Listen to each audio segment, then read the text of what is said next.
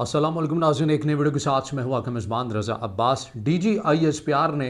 नायब वज़ीर-ए-आज़म और वज़ीर ख़ारजा इसहाक़ डार के हमरा एक प्रेस कॉन्फ्रेंस की है और बड़ी ये अहम प्रेस कॉन्फ्रेंस इसे कहा जा रहा है। सूरत हाल का अंदाज़ा आप इस बात से लगा सकते हैं कि कल ही DGISPR की जानिब से एक प्रेस कॉन्फ्रेंस की गई थी जिसमें बहुत सारी चीज़ें सामने रखी गई थी, मगर आज एक बार फिर DGISPR ने नायब वज़ीर-ए-आज़म और वज़ीर ख़ारजा इसहाक़ डार के हमरा वज़ारत ख़ारजा में ये प्रेस कॉन्फ्रेंस हुई है। इसमें बड़ी अहम बातें की गई हैं, भारत के जवाबी क़दमात के ऊपर बातें की गई हैं कि किन किन अहदाफ़ से मुतल्लिक़ बातें की गई हैं कि बड़ा वाज़ेह है रियासत पाकिस्तान के कि किस तरह से अगर भारतीय जाजियत का जो जवाब देना है इसके ऊपर बात की गई है और पूरी दुनिया के सामने सबूत रख दिए। मैं बड़े चीदा चीदा जो नुकात हैं, बड़े अहम जो नुकात हैं, आज जो प्रेस कॉन्फ्रेंस हुई है मुख्तसरन आपके सामने रखूँगा। मुमकिन है कि बहुत सारे दोस्तों ने पूरी प्रेस कॉन्फ्रेंस ना सुनी हो, लेकिन जो बड़े अहम पॉइंट्स इस प्रेस कॉन्फ्रेंस में बयान किए गए हैं वो आपके सामने रखना मकसूद है। इसमें सबसे पहले जो नायब वज़ीर-ए-आज़म और वज़ीर ख़ारजा इसहाक़ डार की जानिब से सवालात तो कुछ रखे गए,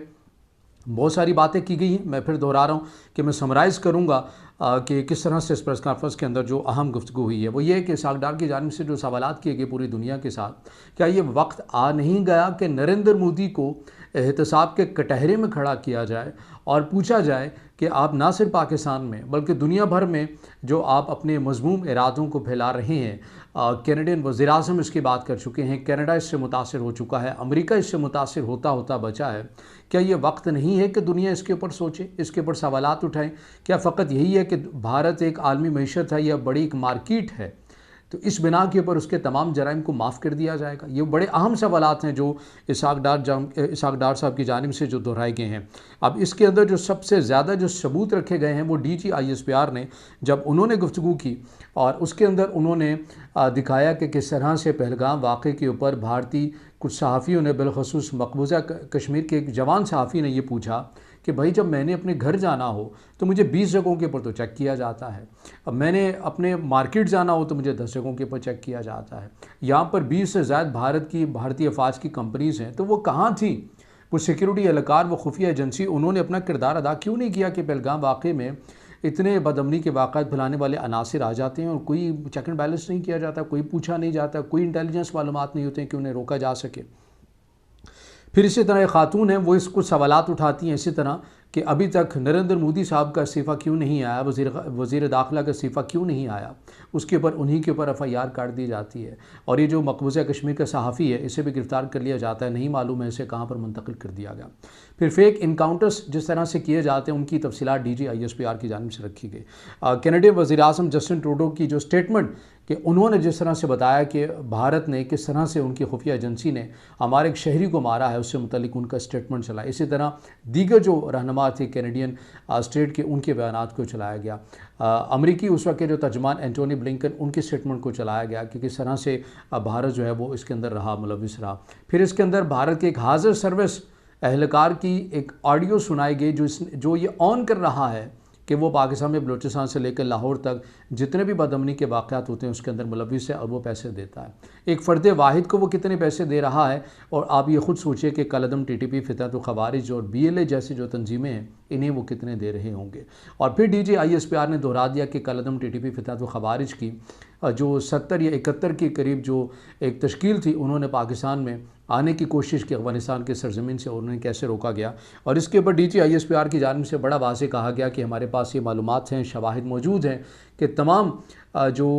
भारत की जानिब से BLA, कलदम, TTP और अपने तमाम जो ऐसी जो तंजीमें हैं उन्हें अलर्ट किया गया है कि आपने पाकिस्तान के ऊपर जहाँ जहाँ आपको मौका मिले आपने वहाँ पर निशाना बनाना है। इससे कोई कंसर्न नहीं है कि निहत्ते लोगों को निशाना बनाया जा रहा है या फिर किसी, पूरे शवाहिद रखे गए हैं। कुछ ज़ुबानी जमा खर्च नहीं की गई जो भारत कर रहा है 22 अप्रैल से लेकर अब तक, बल्कि सबूत दिखाए गए हैं दुनिया के सामने। और इंग्लिश में इसलिए इस